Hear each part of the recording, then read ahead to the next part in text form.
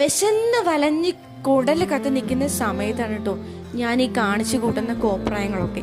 എന്തുകൊണ്ടാണെന്നല്ലേ, എൻ്റെ കയ്യിലിരിക്കുന്ന ഈ പൊതിക്കെട്ട് കണ്ടോ, ഇത് കണ്ടതിൻ്റെ സന്തോഷത്തിലാണ് കേട്ടോ ഞാൻ ഈ കാണിച്ചു കൂട്ടുന്നതൊക്കെ. അപ്പോൾ ഇതിലെന്താണെന്ന് നമുക്ക് നോക്കിയാലോ? കാണിച്ചു തരാം. ഇതാണ് സംഭവം. നല്ല വാഴയിലിൽ പൊതിഞ്ഞ് കിഴികെട്ടി വെച്ച പൊറോട്ടയും ചിക്കൻ കറിയുമായിരുന്നു.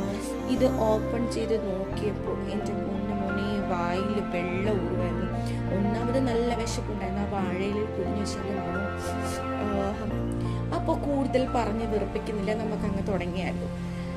അപ്പോൾ ഇടയ്ക്കൊക്കെ നമുക്കിങ്ങനെ ഒരു ചേഞ്ച് ആവാമല്ലേ. എപ്പോഴും നമ്മൾ വീട്ടിൽ നിന്ന് തന്നെയല്ലേ ഫുഡ് കഴിക്കുന്നത്. ഇടയ്ക്കൊക്കെ ഇതുപോലെ ഒന്ന് പുറത്തുനിന്ന് ഫുഡൊക്കെ മേടിച്ച് കഴിക്കുമ്പോൾ നമുക്ക് മൈൻഡിൽ റിലാക്സേഷൻ വരും.